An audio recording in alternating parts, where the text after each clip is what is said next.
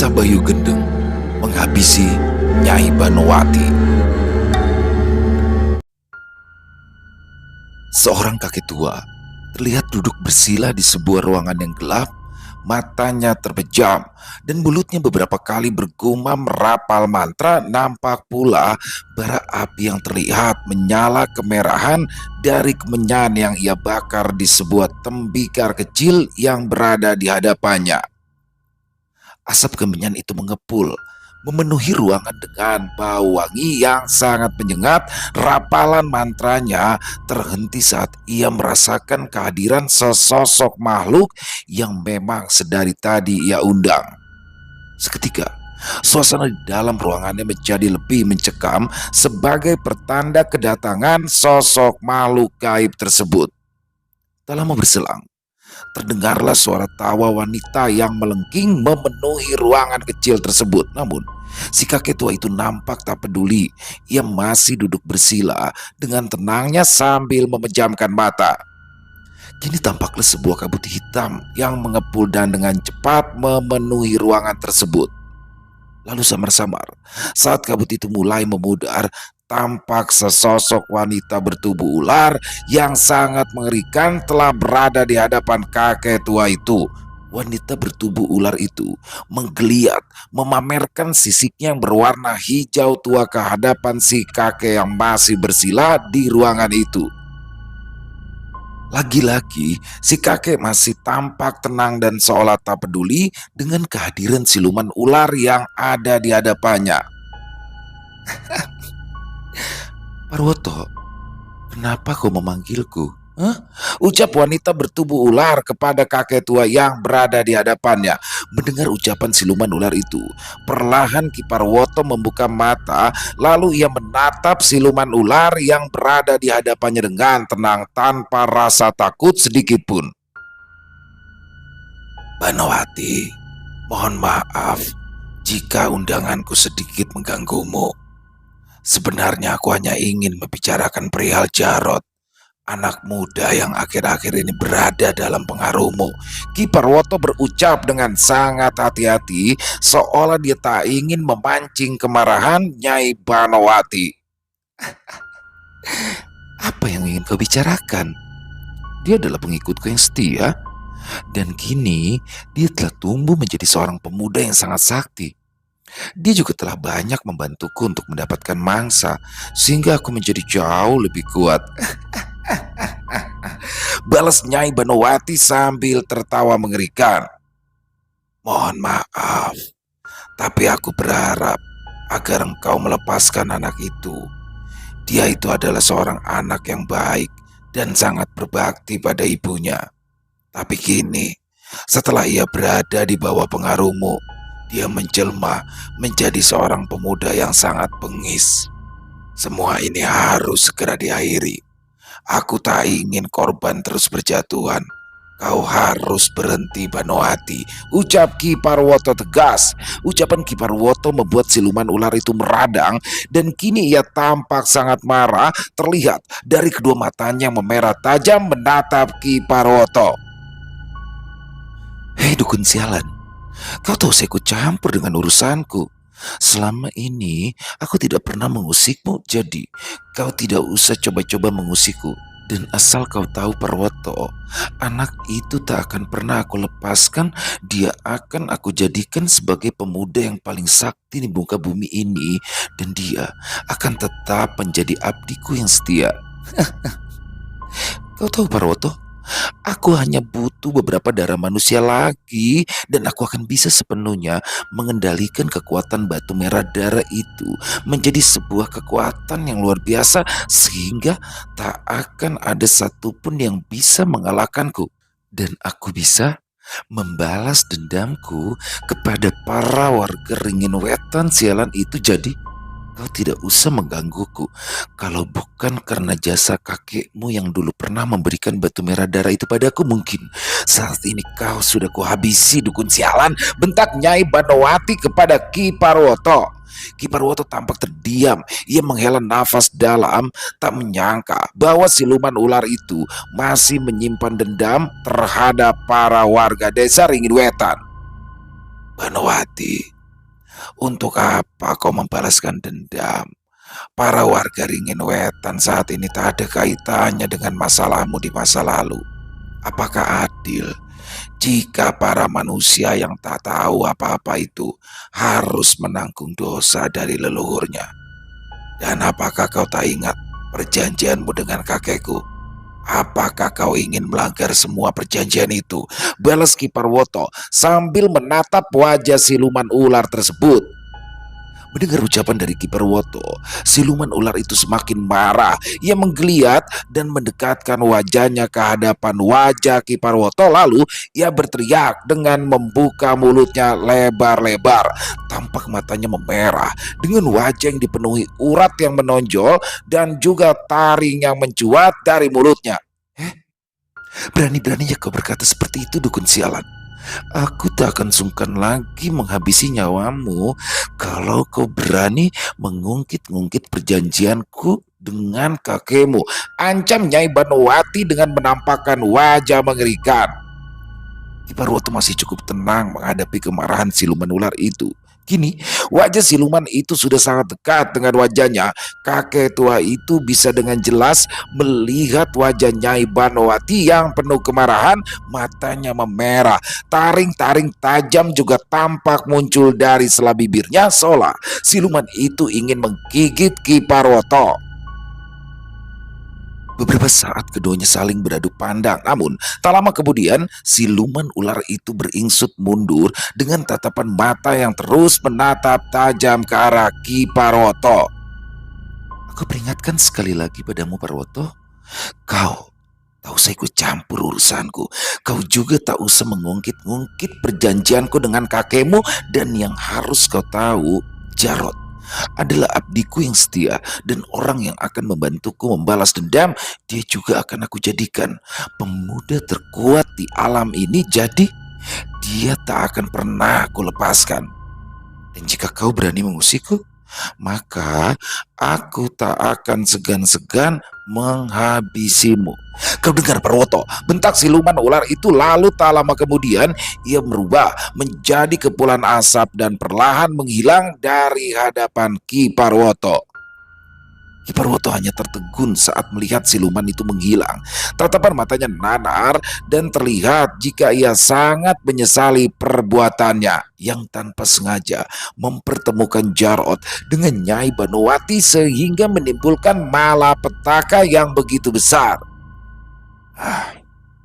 Ini sungguh mengerikan.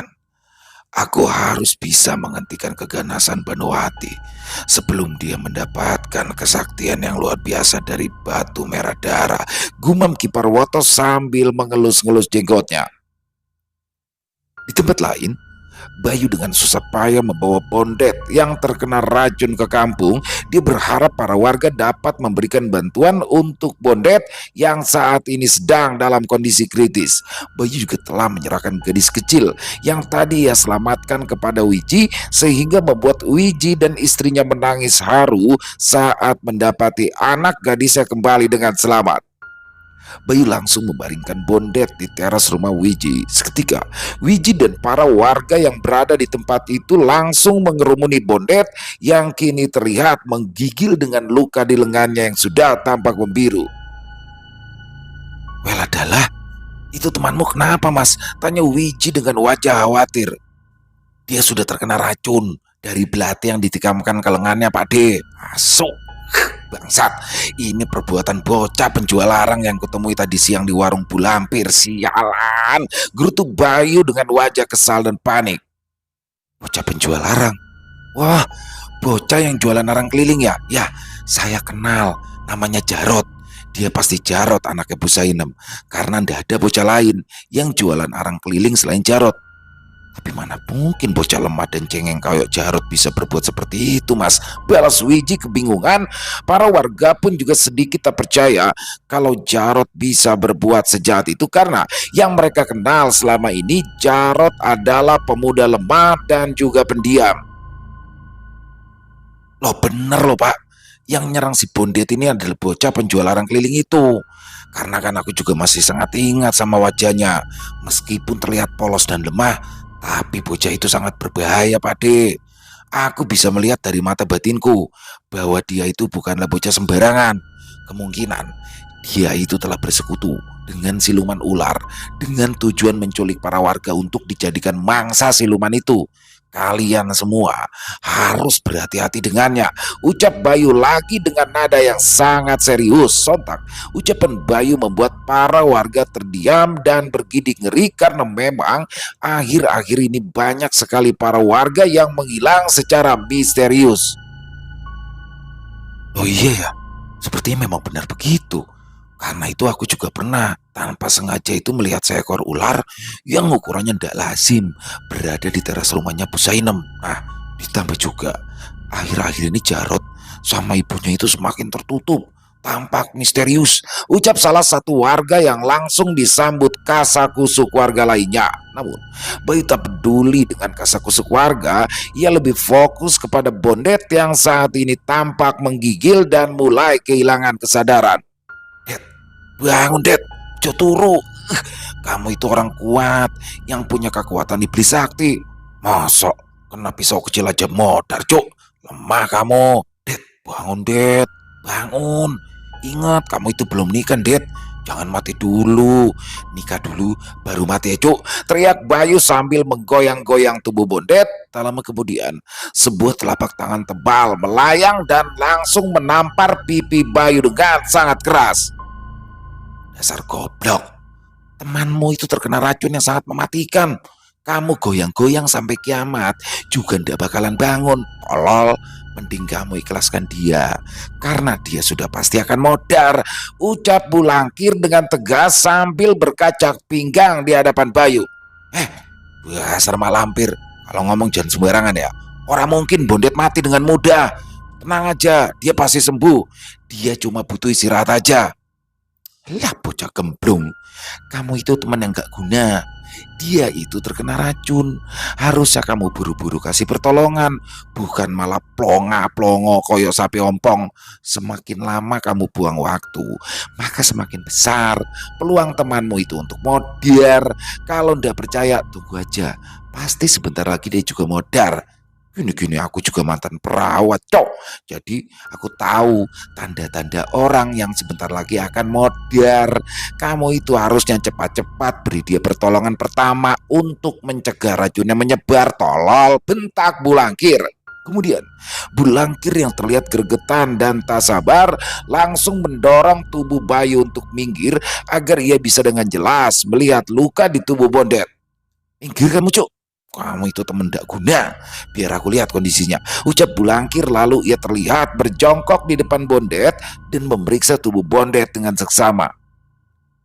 Wah, ini bukan racun biasa ini, tapi sebuah bisa ular yang berumur sangat tua.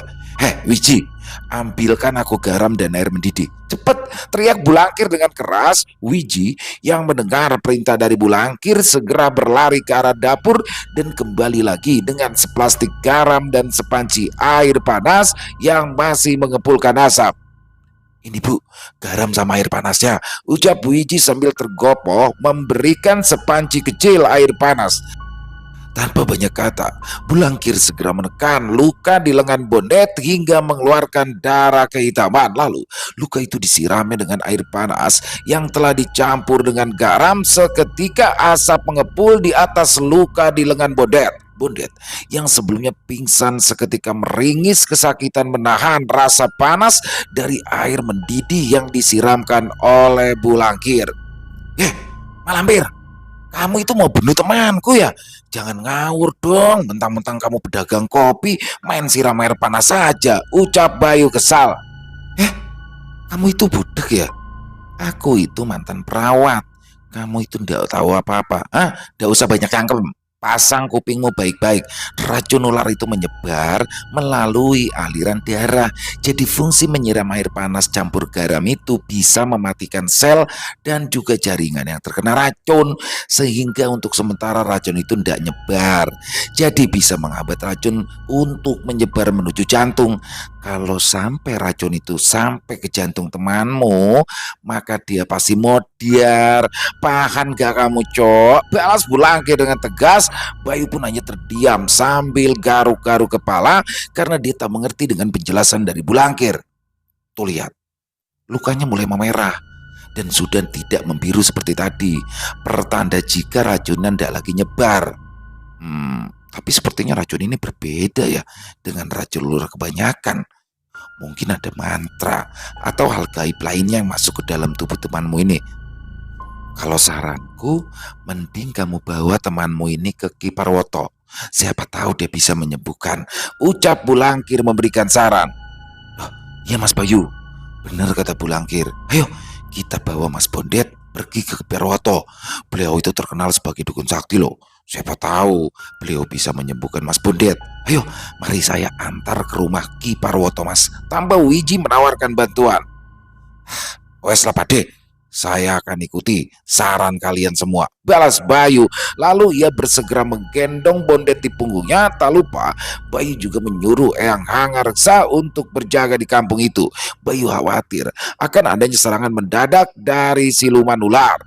Tak lama kemudian, Wiji berjalan di depan dan diikuti Bayu yang menggendong Bondet di belakang. Mereka berjalan melalui jalan setapak di tengah hutan untuk menuju rumah Ki Parwoto. Sepanjang perjalanan, Bayu terlihat sangat khawatir. Dia pun terus menyemangati Bondet agar tetap bertahan hidup. "Det, jangan mati dong, Det. Kamu harus kuat," ucap Bayu berulang-ulang. Di tempat lain, malam itu, Jarot duduk di sebuah kursi panjang yang terbuat dari bambu yang berada di depan teras gubuknya. Dia terlihat mengelap belati kecilnya dengan sebuah kain putih yang ia gunakan untuk mengelap. Seketika berubah merah saat kain itu menyapu bekas darah yang berada di bila belatinya.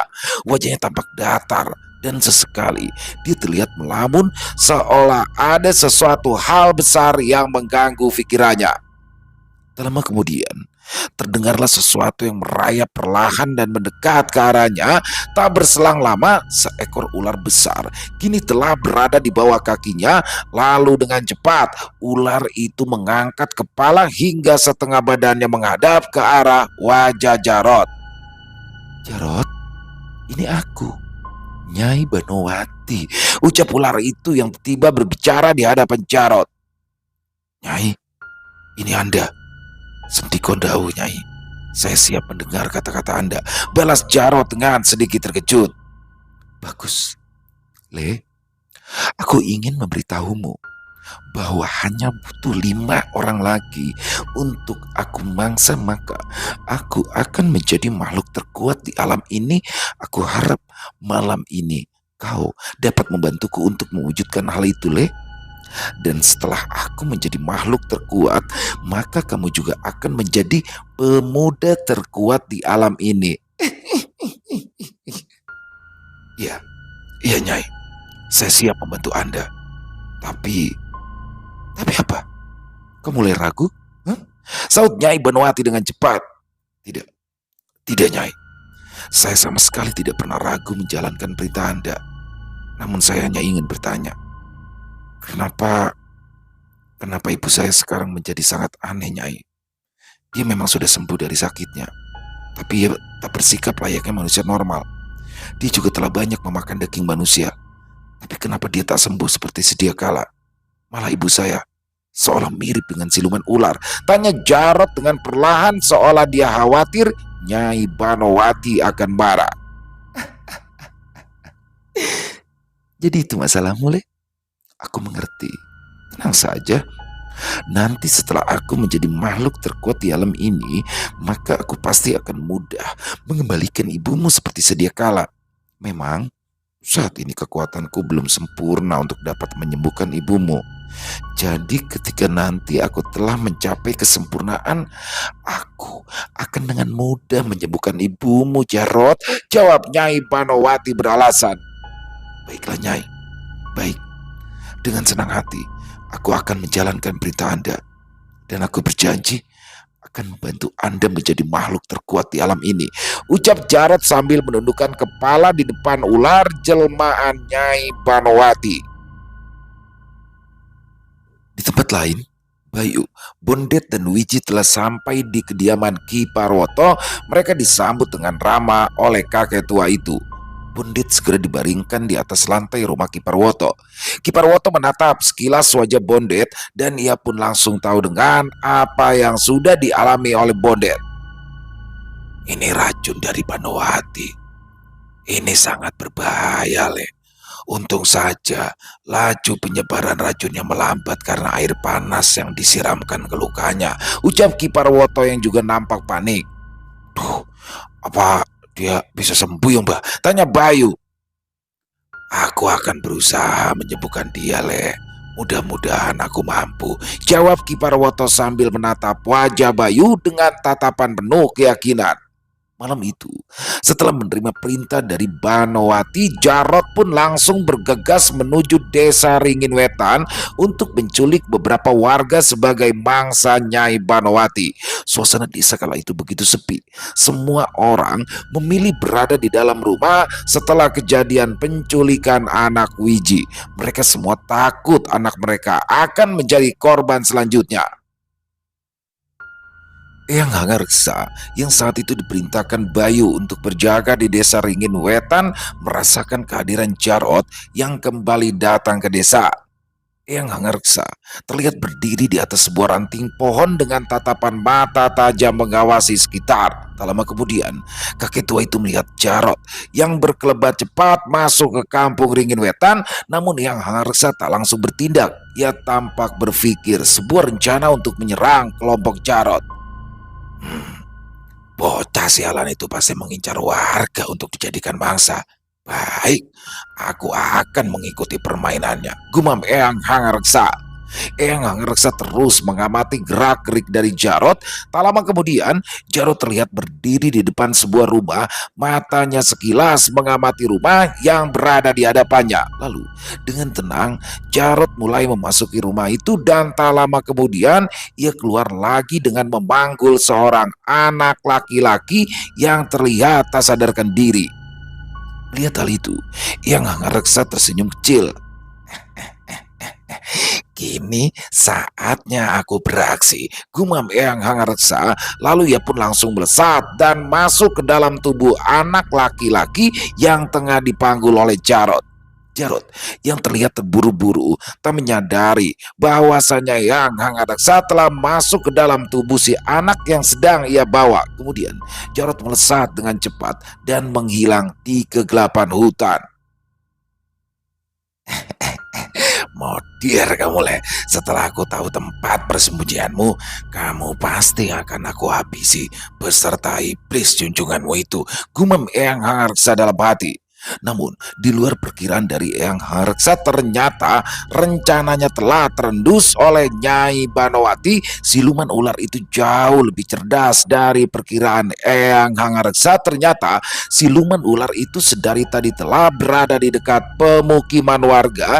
Ia juga mengawasi gerak-gerik dari Eyang Hanggareksa. Akhirnya, kau pergi juga, kakek tua. Kau pasti akan dihabisi oleh Jarot dan juga anak buahku di sana. Dan di sini, aku dengan bebas berpesta dengan memangsa para warga sehingga tak lama lagi aku akan menjadi makhluk yang tidak terkalahkan. Ucap Nyai Banowati sambil menatap Jarot yang melesat pergi dengan memanggul seorang anak.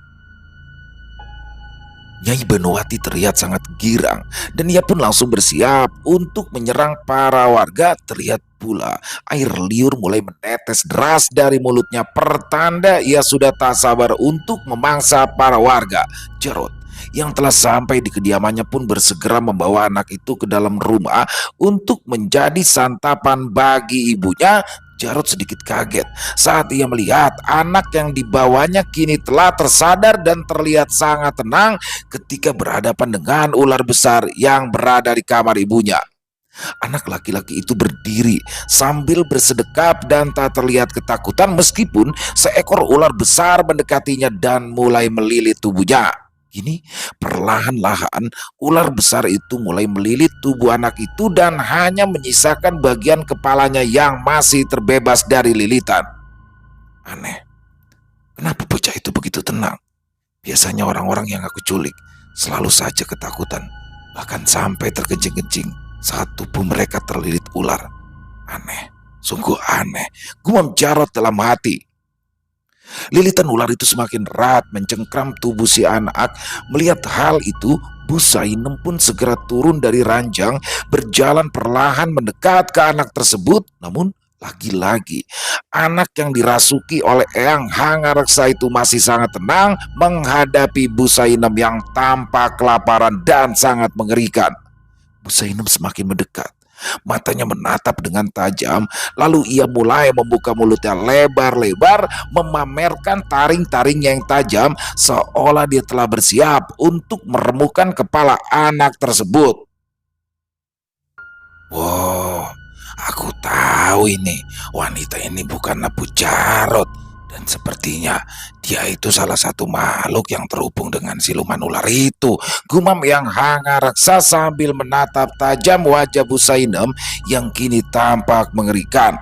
Bu Sainem terlihat semakin dekat dan bersiap menggigit kepala sang anak. Namun anak itu masih terlihat sangat tenang, seolah ia telah mempersiapkan sesuatu untuk melawan Bu Sainem. Tak lama kemudian, tubuh anak laki-laki itu mulai mengeluarkan cahaya kemerahan seperti sebuah luapan api yang berpendar dari tubuhnya. Jarod sangat terkejut saat ia melihat cahaya kemerahan dari anak itu. Bahkan Jarod juga merasakan luapan energi besar yang muncul dari tubuh anak itu. Dan kini terlihat anak itu mengeraskan ototnya yang diiringi dengan suara geraman untuk melepaskan diri dari lilitan ular yang menjerat tubuhnya. Kemudian dengan sekuat tenaga ia menghempaskan tubuh ular yang melilitnya hingga terpotong menjadi beberapa bagian dan berhamburan ke segala arah. Jarod hanya terpaku menyaksikan kekuatan anak tersebut. Meskipun dia tahu kini ibunya dalam bahaya, dia seolah tak bisa bergerak untuk menarik ibunya menjauh dari anak itu. Melihat hal itu, dengan cepat Eyang Hangareksa keluar dari tubuh sang anak dan ia segera menepuk tubuh anak itu untuk mengirimnya kembali ke rumah dengan kekuatan gaib. Lalu setelah anak itu menghilang, dia pun langsung melompat dan mendarat tepat di atas pundak Bu Sainem. Bu Sainem terkejut bukan kepalang saat mendapati Eyang Hangareksa kini telah berdiri di atas pundaknya. Wanita itu mencoba melawan, namun kakek tua itu telah terlebih dahulu meraih kepalanya dengan kedua tangan. Lalu secepat kilat ia melakukan gerakan berputar sambil mencabut paksa kepala Bu Sainem dari batang lehernya. Beki kesakitan Bu Sainem saat Eyang Hangareksa berputar dengan kekuatan penuh dan menarik kepalanya hingga terlepas. Suara patahan tulang leher Bu Sainem terdengar nyaring disertai darah yang menyembur dari batang lehernya. Ibu! Teriak Jarod panik saat ia melihat kepala ibunya telah dicabut dengan paksa oleh Eyang Hangareksa. Kakek tua itu masih melayang di udara sambil menenteng kepala Bu Sainem. Lalu dengan sekuat tenaga ia melemparkan kepala itu ke arah Jarod. Melihat kepala sang ibu melayang ke arahnya, Jarod langsung menangkap dan memandangi wajah ibunya dengan tatapan sedih. Dasar bocah tolol, dia itu bukan ibumu, Blok. Dia itu siluman ular. Tuh, kamu lihat sendiri kalau tak percaya. Balas Eyang Hangareksa sambil menunjuk ke arah tubuh Bu Sainem yang tergeletak di lantai kamar. Jarod melihat tubuh ibunya yang terbaring di lantai, lalu tubuh itu perlahan berubah menjadi ular besar yang sudah tidak memiliki kepala. Dan juga kepala yang dipegang oleh Jarod pun perlahan berubah menjadi kepala ular. Jarod terkejut dengan perubahan yang terjadi kepada ibunya. Dia nampak sedih bercampur marah. Dadanya terlihat naik turun mengatur nafas yang kian memburu. Sialan, kau pasti telah melakukan sihir.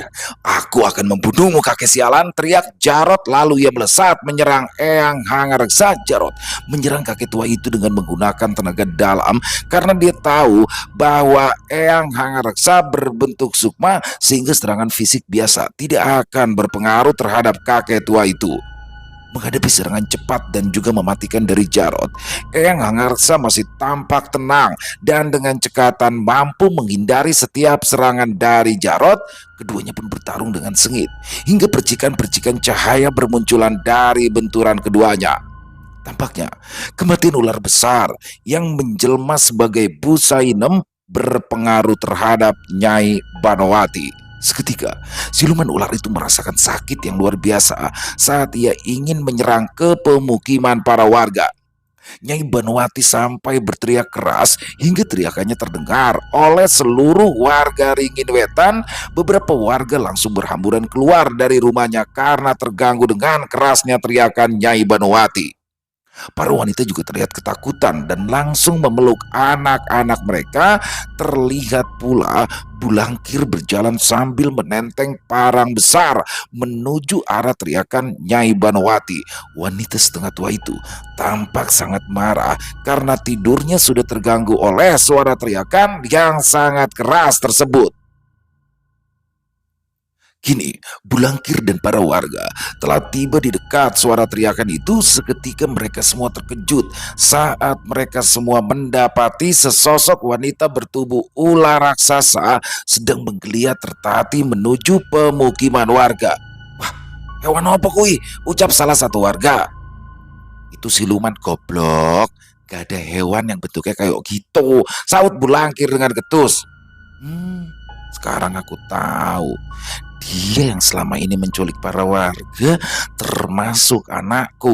Gumam Bulangkir dalam hati. Kemudian ia berteriak dengan keras kepada warga. Hei, kalian semua tidak usah takut. Itu loh, siluman yang selama ini menculik dan juga memangsa warga kita. Ayo, kita hadapi siluman ular itu bersama-sama, teriak Bulangkir dengan lantang menyemangati para warga. Namun, teriakan dari Bulangkir tak mendapat sambutan dari warga dan hanya keningan yang saat ini ia rasakan. Jancuk, kalian semua bisu ya, ucap Bulangkir yang sangat kesal karena para warga tak menyambut teriakannya. Dan ketika Bulangkir menoleh ke arah belakang, ternyata warga yang sedari tadi berkumpul kini telah melarikan diri dan hanya menyisakan 4 pria yang masih berada di tempat itu. Bajingan, malah pada kabur asu, gerutu Bulangkir. Tenang Bu, saya dan yang lain akan tetap di sini untuk melawan siluman itu. Karena kita sama-sama kehilangan anak Bu.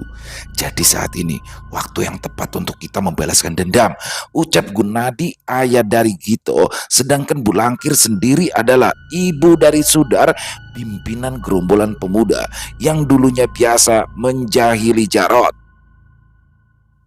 Tampak pula di tempat itu ayah dari Naryo dan 2 warga lainnya yang juga kehilangan anak mereka karena dimangsa oleh siluman ular. Wes, kita berlima saja cukup untuk membunuh siluman sialan itu, ucap Bulangkir penuh keyakinan.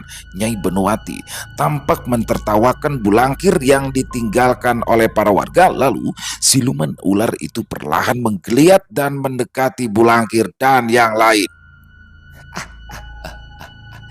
Bagus, masih ada 5 orang yang bisa kumangsa. Setelah memangsa 5 orang itu, maka aku tidak akan terkalahkan lagi dan aku akan bisa membalas dendam. Dendam kita berdua, Mas, ucap Nyai Banowati sambil berjalan perlahan menuju Bulangkir dan para warga yang masih berada di tempat itu. Di rumah Ki Parwoto, Bayu mengamati dengan seksama dukun itu yang sedang mencoba menyembuhkan Bondet. Ki Parwoto tampak sangat serius. Terlihat dari keringat memenuhi keningnya, kakek tua itu dengan susah payah mencoba menarik sesuatu dari dalam luka Bondet. Namun tiba-tiba saja sebuah tekanan energi besar mengempaskannya hingga membuat Ki Parwoto terlempar. Alah, sampai ndak apa-apa Mbah? Kok bisa sampai yang kelempar kayak gitu? Tanya Bayu khawatir. Aku ndak apa-apa leh. Racun yang ada di dalam tubuh temanmu itu memang sudah tak menjalar lagi. Namun selain racun, ternyata ada juga sebuah mantra yang berbentuk ular di dalam aliran darah temanmu. Dan sekarang perlahan-lahan ular itu bergerak menuju ke arah jantung. Kita sudah tak punya banyak waktu lagi. Aku harus segera menarik ular itu keluar dari tubuh temanmu, balas Ki Parwoto sambil berdiri tertatih. Kok semakin ribet ya? Sial, gerutu Bayu kesal. Tak lama kemudian, dengan tergopoh-gopoh, Wiji yang sedari tadi menunggu di luar tiba-tiba masuk ke dalam rumah Ki Parwoto dengan terburu-buru. Tampak dari raut wajahnya menunjuk kekhawatiran. Mas, Mas Bayu, gawat Mas. Baru saja istriku ngabari, katanya siluman ular itu sedang berada di desa dan bersiap menyerang warga. Ucap Wiji dengan panik, sontak ucapan dari Wiji membuat Bayu terkejut. Lah, makin ruwet. Lagi-lagi kakek mesum itu tidak bisa diandalkan. Sial, sial. Gerutu Bayu kesal. Mas, gimana ini Mas? Balas Wiji yang semakin khawatir. Wes, kita harus segera menuju kampung. Mbah, saya titip bondet yo, ucap Bayu. Lalu ia bersama dengan Wiji segera berlari meninggalkan rumah Ki Parwoto. Di tempat lain, Eyang Hanggareksa masih bertarung sengit dengan Jarot. Pemuda itu cukup tangguh dan juga beberapa kali mampu mengimbangi jurus Eyang Hanggareksa. Meskipun hanya bersenjatakan belati kecil, namun Jarot memiliki jurus-jurus berbahaya dan cukup tangguh. Bahkan belatinya seakan hidup dan beberapa kali mengejar Eyang Hanggareksa. Belati itu juga memancarkan cahaya kehijauan karena Jarot telah mengalirinya dengan tenaga dalam. Tangguh juga kau nak. Sayang, kekuatanmu kau gunakan untuk kejahatan, ucap Eyang Hanggareksa. Jarot terlihat tak peduli dengan ucapan Eyang Hanggareksa. Dia kini sangat marah karena ia menyangka jika Eyang Hanggareksa telah membunuh ibunya. Tanpa banyak bicara, pemuda itu melesat dan menghujamkan belatinya ke arah Eyang Hanggareksa. Namun kakek tua itu sangat lincah, mampu berkelit dengan mudah dari serangan bertubi-tubi yang dilancarkan oleh Jarot. Meskipun serangannya tak kunjung mengenai Eyang Hanggareksa, namun Jarot tak juga menyerah. Lagi-lagi dia mencoba menusukkan belatinya ke arah jantung Eyang Hanggareksa. Namun kakek tua itu dengan cepat memegang pergelangan tangan Jarot dan mencengkrama dengan kuat. Cengkraman kuat itu membuat Jarot kesakitan hingga belati di tangannya terlepas. Jarot yang kesakitan berusaha untuk melepaskan diri dari cengkraman tangan Eyang Hanggareksa. Ia lalu melompat dan mencoba menendang kepala Eyang Hanggareksa. Akhirnya sebuah tendangan telak dari Jarot mengenai kepala Eyang Hanggareksa. Kakek tua itu berputar di udara dan cengkramannya di tangan Jarot terlepas. Lalu keduanya mundur beberapa langkah untuk mengambil nafas. Terlihat keduanya masih saling berhadap-hadapan dengan tatapan tajam. Pertarungan ini semakin menarik. Ternyata kamu kuat juga, Le, ucap Eyang Hanggareksa sembari tersenyum. Jarot tidak menjawab ucapan Eyang Hanggareksa. Tanpa aba-aba, keduanya secepat kilat melesat dan saling beradu pukulan dengan cepat. Mereka saling serang dan bertahan dengan mengeluarkan pukulan cepat. Beberapa kali tampak kepalan tangan keduanya beradu, menghasilkan percikan cahaya dari tenaga dalam yang saling berbenturan. Tak lama kemudian terdengar suara benturan yang sangat keras dari pukulan keduanya yang saling beradu. Benturan itu menghasilkan gelombang energi kuat sehingga memporak-porandakan tempat itu. Terlihat pula kilatan cahaya yang menyambar-nyambar dari kepalan tangan keduanya yang menandakan keduanya memang memiliki kekuatan yang dahsyat. Eyang Hanggareksa seolah tak ingin memberi kesempatan bernafas bagi Jarot. Dia terus saja menekan Jarot dengan pukulan cepat beruntun sehingga Jarot terlihat kelabakan mengimbangi serangan beruntun yang sangat cepat dari kakek tua itu. Kini dapat terlihat dengan jelas wajah Jarot yang tampak panik karena ia kewalahan menahan gempuran pukulan yang bertubi-tubi dari Eyang Hanggareksa. Merasa semakin terdesak, Jarot pun kemudian menggunakan sebuah isyarat dari matanya untuk menggerakkan belati yang berada di lantai kamar. Dengan cepat belati itu melesat dan menghujam ke arah punggung Eyang Hanggareksa. Eyang Hanggareksa yang mengetahui trik licik dari Jarot pun segera bersiap untuk menghindari belati yang melesat dengan cepat ke arah punggungnya. Dasar licik, gumam Eyang Hanggareksa. Lalu ia melesat menghindari serangan cepat dari belati beracun itu dari arah belakang. Jarot sangat terkejut ketika ia melihat Eyang Hanggareksa yang tiba-tiba dengan cepat melesat ke arah samping. Namun belum sempat Jarot tersadar dari keterkejutannya, tiba-tiba saja ia melihat belatinya telah melesat dengan cepat dan mengarah tepat ke dadanya. Jarot tak mampu menghindar. Belati beracun itu pun dengan cepat menembus dadanya. Jarot dapat merasakan sebuah benda tajam yang sangat dingin menembus kulit. Seketika dia ambruk di lantai kamar dengan bersimbah darah. Eyang Reksa yang melihat hal itu pun hanya terdiam menatap Jarot dengan tatapan iba karena dia tahu bahwa Jarot hanyalah korban dari kejahatan Nyai Banowati. Di tempat lain, Bulangkir dan 4 warga lainnya mencoba melawan Nyai Banowati, namun kelimanya dapat dikalahkan dengan mudah oleh siluman ular itu karena memang mereka berlima bukanlah orang yang memiliki ilmu-ilmu kanuragan. Kini terlihat kelimanya terbaring di tanah dengan penuh luka. Tampak perlahan-lahan Nyai Banowati yang berwujud makhluk setengah ular mendekati salah satu dari mereka. Akhirnya, kini kalian akan menjadi santapanku. Kalian itu hanya orang-orang bodoh dan juga lemah. Jadi mana mungkin kalian bisa melawanku? Ucap Nyai Banowati. Lalu dengan cepat, ia mendekat ke salah satu pria, membuka mulutnya lebar-lebar dan menelan pria itu dengan sangat cepat. Sial, dia telah memakanku nadi. Aku tidak boleh mati. Aku harus melawan. Ucap Bulangkir. Lalu ia berdiri dengan tertati dan mencoba kembali menyerang siluman ular itu dengan parangnya. Modir kau siluman sialan, teriak Bulangkir yang berlari sambil mengangkat parang. Namun siluman ular itu terlihat sangat tenang. Ketika Bulangkir semakin mendekat dengannya dengan cepat, siluman ular itu melilit tubuh Bulangkir dengan ekornya. Kamu bisa apa sekarang, ha? Memang aku akui kalau nyalimu cukup besar, nenek tua, tapi itu tak cukup untuk mengalahkanku. Dan sekarang kau akan aku mangsa meskipun aku tahu kalau dagingmu itu tidak enak. Tapi aku butuh untuk bisa menyempurnakan kekuatanku. Ucap siluman ular itu sambil mendekatkan tubuh Bulangkir yang terlilit oleh ekornya ke arah mulut yang kini tampak terbuka lebar siap menelan tubuh wanita tua itu. Bulangkir masih terus mencoba memberontak, namun kuatnya lilitan ekor ular itu membuat usahanya sia-sia. Dan kini tubuhnya sudah sangat dekat dengan mulut si ular yang terbuka lebar. Bahkan Bulangkir dapat melihat dengan jelas rongga mulut siluman ular itu yang penuh dengan liur siap untuk melumat tubuhnya.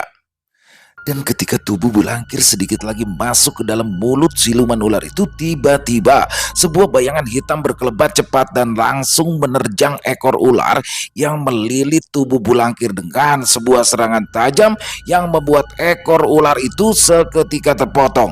Nyai Banowati berteriak kesakitan saat bagian ekornya terpotong karena serangan yang begitu kuat dari bayangan hitam yang tiba-tiba melesat ke arahnya. Bulangkir yang terlepas dari lilitan ekor Nyai Banowati langsung disambar oleh bayangan hitam itu dan keduanya melesat menjauh dari tempat tersebut. Malampir, bagaimana keadaanmu? Ha? Kamu masih hidup kan? Mosok Mak Lampir kalah sama siluman ular? Ucap Bayu yang terlihat memapa Bulangkir menjauh dari siluman ular. Walah, ternyata si bocah asu yang menyelamatkanku. Makasih ya, Le. Dan sekarang cepat turunkan aku. Jangan ambil kesempitan di dalam kesempatan. Cok, jawab Bulangkir ketus. Lah, dasar Malampir. Wes, sampean aku turunin di sini yo. Soalnya badanmu berat banget. Kayak aku ngangkat truk molen. Ucap Bayu sambil menurunkan tubuh Bulangkir. Makasih oleh. Sekarang bunuh siluman itu, Le. Teriak Bulangkir dengan tegas. Bayu tak menjawab. Ia langsung melesat menuju Nyai Banowati yang masih kesakitan. Siluman jelek. Rakus. Sampai Mak Lampir juga mau kau mangsa. Kamu itu sudah terlalu banyak mangsa warga desa ini. Jadi malam ini saatnya kamu yang mati. Teriak Bayu kepada Nyai Banowati. Jangan kau pikir kau bisa dengan mudah mengalahkan aku. Aku adalah makhluk terkuat di jagat raya ini. Balas Nyai Banowati. Lah, dah usah kebanyakan cocot. Ayo, kita buktikan aja lah siapa yang lebih kuat. Balas Bayu tegas. Lalu dengan cepat ia melesat sambil mengayunkan bleki di tangan kanannya. Seranganmu takkan mampu menggores kulitku. Karena aku memiliki perisai sakti yang tak akan bisa ditembus oleh siapapun, ucap Nyai Banowati. Lalu siluman ular itu tampak berkonsentrasi untuk mengeluarkan tenaga dalamnya, dan tiba-tiba dari tubuh siluman ular itu memancarkan sebuah cahaya hijau yang langsung menyelubungi seluruh tubuhnya itu. Namun Bayu tampak tak peduli, ia masih melaju kencang, tak mengendurkan serangannya. Ia langsung menebas siluman itu dengan menggunakan bleki yang ada di tangan kanannya. Tapi serangan kuat dari Bayu tertahan oleh cahaya hijau yang melindungi tubuh ular itu. Bocah bodoh, ini adalah perisai yang sangat kuat. Tak mungkin bisa ditembus menggunakan pedang tumpulmu itu, ucap Nyai Banowati meledek Bayu. Namun Bayu tak peduli. Ia terus mengayunkan bleki berkali-kali ke arah perisai yang menyelubungi tubuh ular itu. Terlihat kilatan-kilatan api dari benturan pedang Bayu yang menghantam perisai yang bercahaya hijau. Kamu benar-benar bodoh ya. Pedangmu itu tidak akan mampu menembus perisaiku, tolol, teriak Nyai Banowati yang kesal karena Bayu terus saja menghujaminya dengan pedangnya. Bayu tak peduli, dia terus-menerus menerjang tanpa henti, seolah dia sangat yakin jika ia bisa menghancurkan perisai yang melindungi Nyai Banowati. Segala jurus dia kerahkan untuk menghancurkan perisai itu. Terlihat Bayu melompat, melayang, menerjang perisai itu dengan seluruh kekuatannya. Tapi segala usahanya tampak sia-sia karena setiap serangan yang ia lancarkan belum bisa menggores kulit siluman ular itu. Kini Bayu terlihat mundur beberapa langkah. Ia berkuda-kuda, mengatur nafasnya, tatapan matanya tajam menatap Nyai Banowati yang masih tampak tenang karena ia memiliki perisai yang sangat kuat. Bayu mencoba berkonsentrasi. Ia menyalurkan seluruh kekuatannya ke tangan kanannya yang memegang bleki dengan erat. Terlihat perlahan-lahan sebuah cahaya jingga tampak berpendar di tangan kanannya. Hei Bleki, aku percaya padamu. Kamu itu adalah pedang terkuat di jagat raya. Kamu pasti bisa menghancurkan perisai sialan itu. Jadi, ayo keluarkan seluruh kekuatanmu untuk menghancurkan perisai itu, gumam Bayu pelan sambil menatap Bleki yang berada di tangan kanannya. Bayu terlihat memperkuat kuda-kudanya. Kemudian ia menghentak tanah dengan kuat, lalu melesat dengan cepat ke arah Nyai Banowati. Bayu yang melayang di udara langsung mengayunkan bleki dengan kuat, menggunakan kedua tangannya ke arah perisai hijau yang menyelubungi tubuh siluman ular itu. Suara benturan terdengar sangat keras. Ketika pedang Bayu menghantam perisai itu, percikan-percikan api juga tampak berhamburan dari benturan kedua benda keras tersebut. Tiba-tiba, kretek, kretek, sebuah suara retakan terdengar dari selubung yang menutupi tubuh Nyai Banowati. Tuh lihat tuh, perisai terkuatmu itu mulai retak, cocok. Ucap Bayu kegirangan. Nyai Banowati terlihat panik. Ia tak menyangka jika serangan Bayu bisa membuat perisainya retak. Tidak mungkin, tidak mungkin perisai terkuatku retak. Ini pasti karena aku hilang konsentrasi. Karena bocah itu yang terus menyerangku dengan bertubi-tubi. Sial, gumam Nyai Banowati dalam hati. Modar kowe cocok, teriak Bayu kegirangan. Dan kini terlihat ia berancang-ancang untuk kembali menyerang. Lalu ia melesat dan kembali mengayunkan bleki ke arah selubung hijau yang menutupi tubuh siluman ular itu dengan kekuatan penuh. Seketika selubung hijau itu hancur lebur saat pedang Bayu menghantamnya. Dan kini siluman ular itu makin panik. Bayu pun semakin bersemangat untuk menghabisinya. Perisaimu koyok tae. Sekarang kamu tidak punya perlindungan lagi dan pasti akan modar, ucap Bayu yang kini telah mendarat ke tanah. Bayu terlihat mengambil kuda-kuda untuk kembali menyerang siluman ular itu. Tak lama kemudian dia kembali melayang, bersiap membelah tubuh ular yang kini sudah tidak memiliki perlindungan lagi.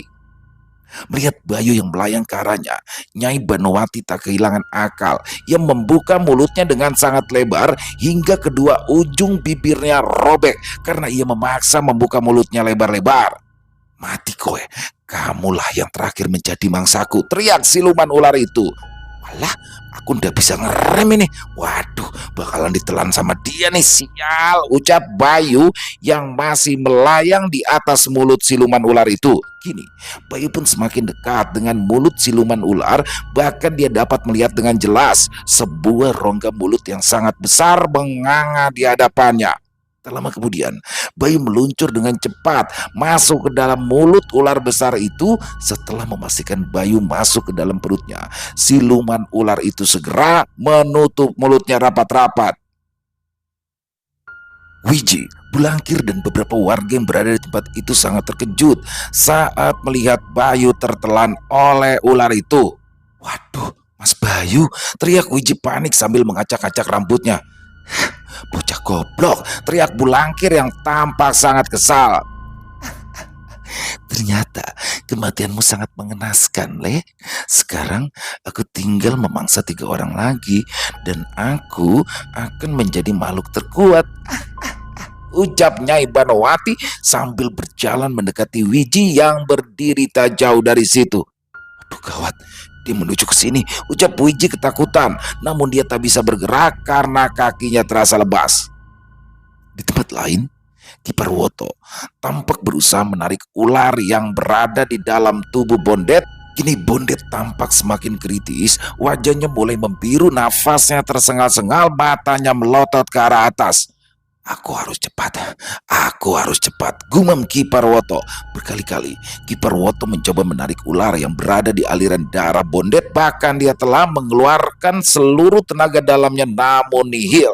Tampak raut wajah khawatir dan kebingungan terlihat dari wajah kakek tua itu. Namun di tengah kebingungan dan keputusasaannya, tiba-tiba datanglah sesosok kakek tua yang berpakaian serba hitam mendatangi Ki Parwoto.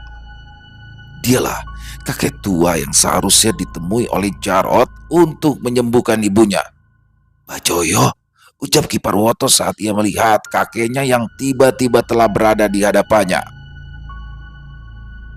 Iya, Le, kedatanganku kemari adalah untuk menyelamatkan anak ini.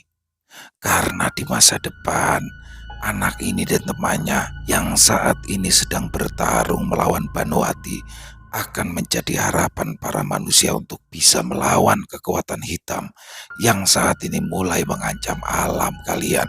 Balas Bajoyo sambil berjalan perlahan mendekati Bondet. Ki Parwoto beringsut mundur untuk memberikan tempat kepada Bajoyo. Bajoyo kemudian berjongkok. Ia menempelkan telapak tangan keriputnya di atas luka Bondet. Kemudian bibir kakek tua itu tampak bergerak-gerak merapal mantra. Tak lama kemudian, rapalan mantranya semakin cepat dengan tatapan mata tajam yang menatap Bondet.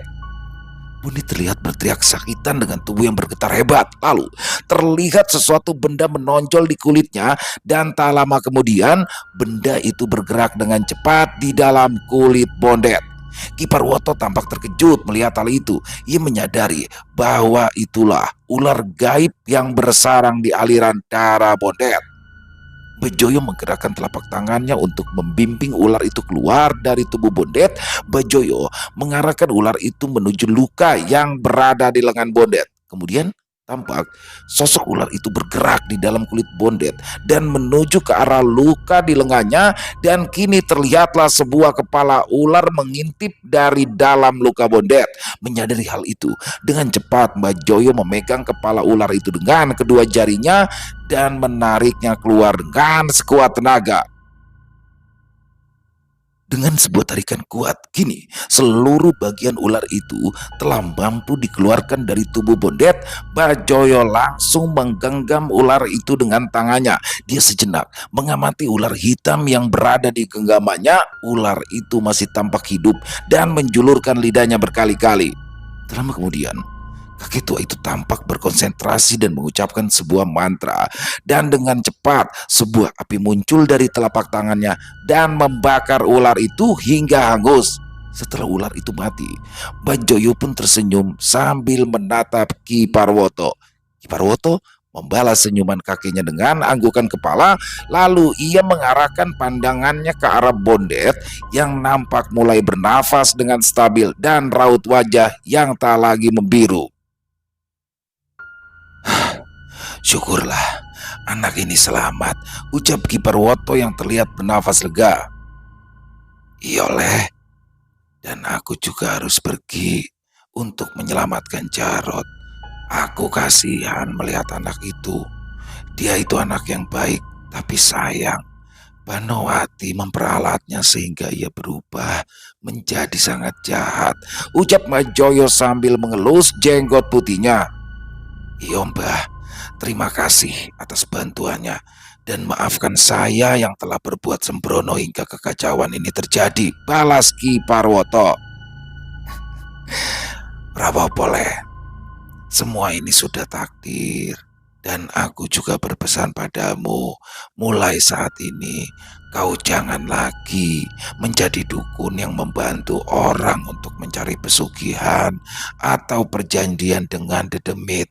Karena hal itu akan memancing para dedemit sakti untuk datang kemari dan mengacau di alam manusia. Mengerti leh, ucap Majoyo. Sendiko daun Mbah, saya mengerti dan akan terus mengikuti perintah sampean, balas Ki Parwoto dengan menundukkan kepala. Sementara itu, di dalam perut siluman ular. Wah, aku di mana ini ya? Kok gelap? Apa mati lampu ya? Ucap Bayu yang terlihat kebingungan. Jancuk, di sini baunya kayak kentut, busuk banget. Oh iya, aku kan lagi di dalam perut ular, sial. Kalau aku udah buru-buru keluar dari sini ya, besok pagi bisa jadi tai nih, ucap Bayu kesal. Perlahan, Bayu juga mulai merasakan nafasnya sesak karena minima udara di dalam tubuh ular tersebut. Meskipun perut ular ini sempit dan mengimpit, tapi aku masih bisa sedikit nih bergerak untuk mengeluarkan jurusku, gumam Bayu dalam hati. Tak ingin membuang waktu, Bayu kini terlihat berkonsentrasi. Ia menarik nafas dalam sambil menggenggam bleki dengan kuat. Jurus angin topan membelah lautan, teriak Bayu lantang, lalu ia berputar dengan kuat di dalam tubuh ular itu. Putaran yang sangat kuat dari Bayu membuat tubuh ular itu seketika koyak. Terlihat sebagian daging dan kulitnya berhamburan saat terkena serangan Bayu.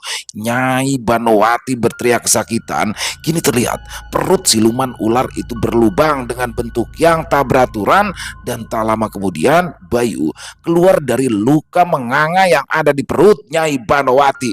Ah, sial, bocah itu kabur, ucap Nyai Banowati sambil menahan sakit.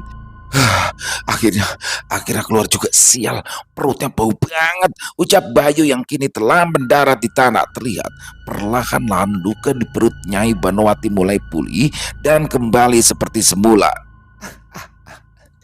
Aku itu memiliki kekuatan regenerasi yang sangat cepat, jadi kau tak akan pernah mampu membunuhku, ucap siluman ular itu dengan percaya diri tanpa banyak bicara. Dan seolah tak peduli dengan kekuatan siluman ular itu, Bayu pun kembali melesat dan menerjang siluman ular dengan serangan yang kuat.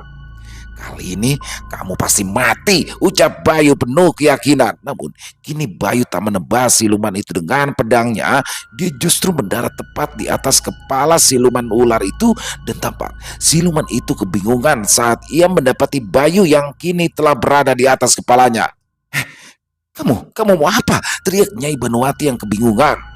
Bayu tidak menjawab ucapan Nyai Banowati. Kemudian tanpa banyak bicara, ia pun dengan cepat menancapkan bleki tepat di ubun-ubun siluman ular itu.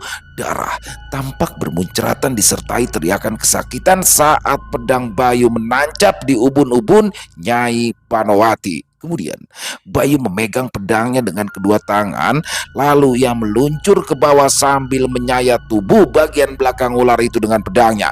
Nyai Banowati semakin keras berteriak.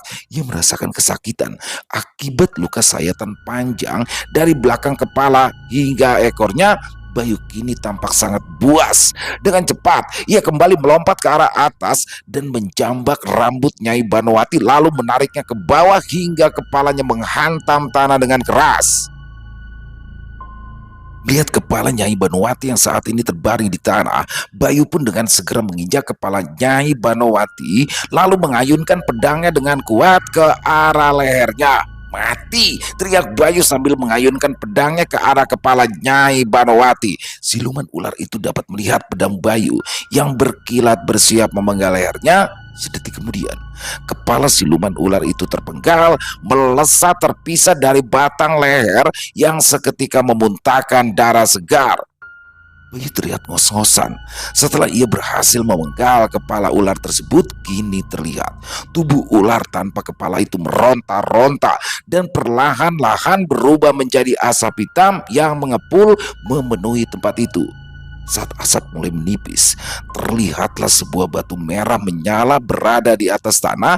Bayu segera mendekati batu itu dan mengambilnya. Bayu sekilas mengamati batu itu, lalu dengan cepat ia meremukan batu itu dengan tangannya.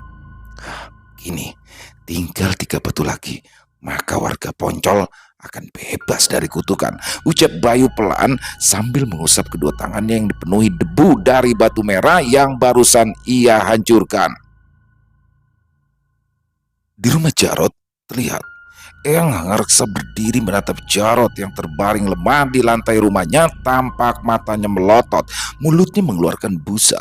Tubuh Jarot juga bergetar hebat akibat racun yang masuk ke dalam tubuhnya. Kasihan banget anak ini nih. Dia itu sebenarnya adalah anak yang baik. Lebih baik aku akhiri saja penderitaannya agar dia bisa mati dengan tenang, ucap Eyang Hanggareksa pelan sambil menatap wajah Jarot. Jarot merasakan sakit yang luar biasa. Ia sudah hampir kehilangan kesadaran, namun di ujung kesadarannya ia merasakan keadaan kamar berubah. Kini ia merasakan seolah berada di tempat yang berbeda. Jarot seolah terbaring di sebuah padang rumput hijau yang menyejukkan mata. Sesekali hembusan angin menerpa rambutnya, suara burung-burung dan juga gemericik air terdengar merdu di telinganya. Jarot kembali memejamkan mata demi menikmati keindahan alam sekitarnya. Tapi ia terkejut bukan kepalang saat ia merasakan telapak tangan lembut seseorang yang membelai rambutnya. Jarot membuka mata. Dia ingin tahu siapakah yang sudah membelai rambutnya, dan saat ia membuka mata, sesosok wajah yang sangat ia rindukan kini terlihat jelas dari matanya. Kini Jarot tampak berbaring di atas pangkuan ibunya, dan beberapa kali wanita itu membelai rambut Jarot. Ibu, ibu, aku merindukanmu, Bu, teriak Jarot yang segera bangkit dan memeluk dengan erat ibunya. Iya, Nak, ibu juga merindukanmu. Maafkan ibu ya, Nak.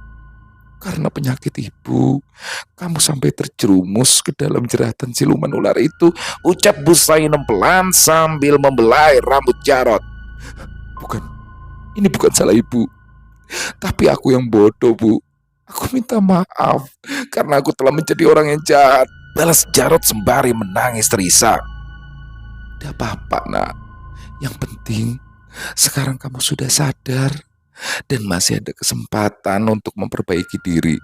Tetap hidup, jadilah anak yang baik.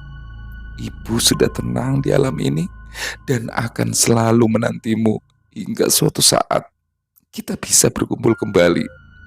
Sekarang berjuanglah untuk tetap hidup dan jadilah orang yang baik, ucap ibunya sambil memeluk Jarot dengan erat. Jarot tak mampu berucap kata lagi. Ia menangis terisak sambil memeluk erat ibunya. Perlahan bayangan ibunya menghilang dan kini Jarot merasakan suasana di sekelilingnya telah kembali seperti sedia kala. Jarot kembali merasakan sakit di tubuhnya. Ia juga merasakan bahwa hidupnya sudah tak lama lagi. Samar-samar Jarot melihat Eyang Hanggareksa mendekatinya. Jarot faham kakek tua itu pasti ingin menghabisinya. Namun ketika Eyang Hanggareksa ingin menikam Jarot dengan ajiannya, tiba-tiba aksinya dihentikan oleh seorang kakek tua yang menggunakan pakaian serba hitam. Tunggu, jangan bunuh dia. Dia sekarang menjadi urusanku, cegam Bajoyo yang tiba-tiba datang di hadapan Eyang Hanggareksa. Siapa kamu? Tanya Eyang Hanggareksa. Nanti aku akan menjelaskan semuanya. Yang terpenting saat ini, aku harus cepat menyelamatkan anak ini, ucap Bajoyo. Ia pun berjalan mendekati Jarot yang terbaring lemah. Ia berjongkok, mencoba menyembuhkan Jarod dengan menggunakan cara yang sama ketika ia menyembuhkan Bondet tadi. Setelah Jarod mulai pulih dan bernafas dengan teratur, kakek tua itu pun kembali berdiri dan menatap Eyang Hangareksa. Perkenalkan, aku Joyo Samudro. Dulu semasa hidupku aku telah menjadi dukun yang penuh dengan kesesatan. Hingga akhirnya ketika aku mati, langit dan bumi tak menerima jiwaku. Dan akhirnya aku menjadi salah satu lelembut penunggu di kampung ini. Meskipun neraka sudah pasti akan menjadi tempatku di akhirat nanti, tapi aku ingin tetap berbuat baik semampuku untuk sedikit menebus kesalahanku di masa lalu. Ucap Majoyo. Kesalahan? Memangnya opo kesalahanmu? Tanya Eyang Hangreksa. Bajoyo terlihat tersenyum kecil sebelum ia melanjutkan ucapannya. Kesalahanku itu tentunya sangat banyak. Dan salah satunya adalah ketika aku memberikan Banowati batu merah darah itu.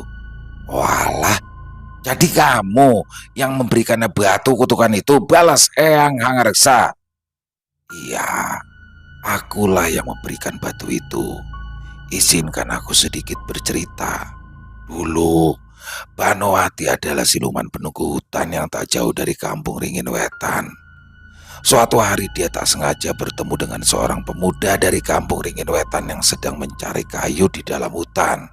Singkatnya, Banowati terpesona dengan ketampanan pemuda itu, lalu ia berubah menjadi wanita cantik untuk bertemu dan merayu pemuda itu.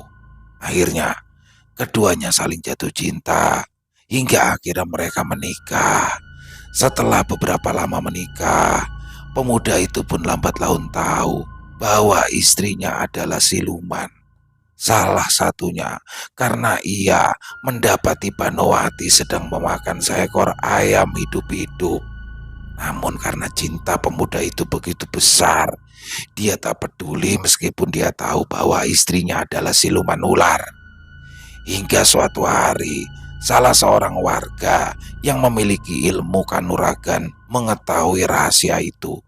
Banowati akhirnya ditangkap dan suaminya dihakimi masa hingga tewas. Saat itu, para warga khawatir jika siluman ular itu akan memangsa mereka.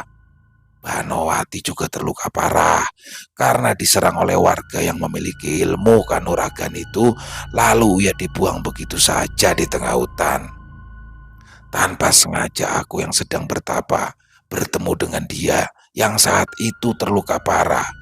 Aku kasihan padanya. Lalu aku memberikan batu merah darah yang kutemukan saat aku bertapa kepadanya agar dia bisa bertahan hidup. Dan benar, kekuatan besar dari batu itu mampu membuatnya kembali sembuh seperti sedia kala. Tapi aku memberikannya syarat untuk tidak membalas dendam terhadap warga Ringin Wetan. Ternyata dia mengingkari janji itu. Dan malapetaka ini pun terjadi. Ucap Mbak Joyo panjang lebar menjelaskan. Ternyata semua masalah ini karena cinta. Sungguh, aku tidak menduganya. Jawab Eyang Hangreksa.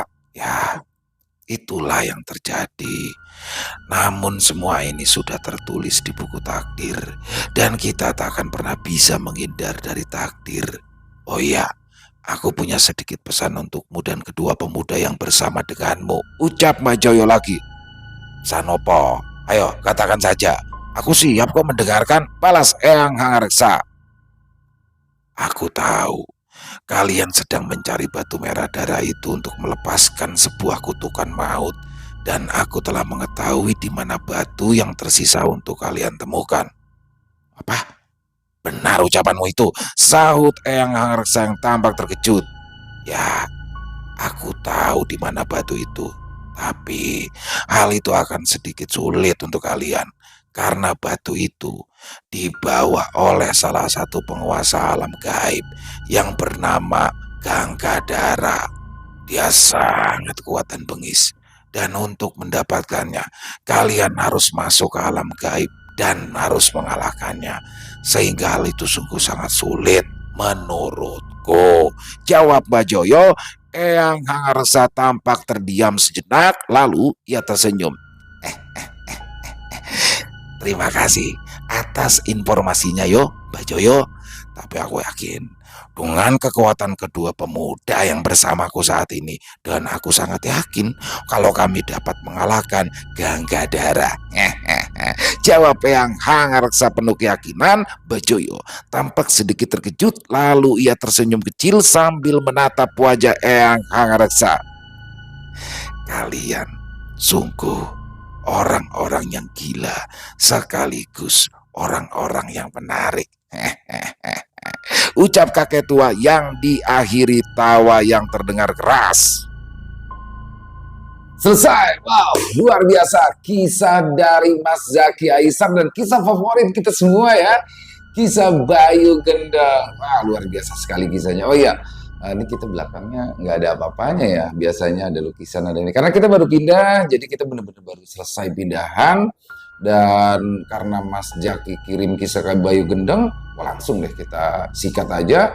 Dan ya apa adanya dulu teman-teman ya, besok baru nih kita mulai beres-beres, capek banget teman-teman pindahan. Tapi begitu Mas Zaky ngirim kisah Bayu Gendeng, wah hilang tuh langsung capeknya, langsung kita bawain buat teman-teman semua karena sudah cukup lama ya Bayu Gendeng nih, bikin kangen aja. Dan kisah tadi luar biasa sekali, di mana akhirnya Bayu berhasil menghabisi Nyai Banowati, yang mana ini kerennya gini, Jarot, saya pikir tuh Jarot sudah selesai ya, ternyata Mbah Joyo tuh datang untuk menolong sosok Jarot karena dia tahu bahwa sosok Jarot ini adalah sebenarnya sosok orang baik ya, orang baik yang terperdaya oleh iblis berwujud Nyai Banowati. Jadi itu luar biasa sekali. Dan di sini Mbah Joyo merupakan orang yang pernah berjasa terhadap Nyai Banowati ya teman-teman. Semakin menarik saja kisah Bayu Gendeng, petualangan Bayunya, dan berarti tinggal berapa batu lagi yang harus dicari. Setelah tamatnya riwayat dari Nyai Banowati, batu merahnya berhasil dihancurkan, berarti tinggal beberapa batu lagi, yang mana tujuan dari Bayu dan Bondet adalah menghancurkan batu-batu itu untuk melepas kutukan para warga di Desa Poncok, termasuk Bondet sendiri. Dan alhamdulillah juga Bondet sudah selamat ya dari patukan ular berbisanya. Dengan Bayu dengan kekonyolannya, semuanya luar biasa sekali kisahnya. Mas Zaky ditunggu lagi kelanjutannya, jangan pakai lama dong Mas Zaky, ayo dong semangat Mas Zaky berkarya.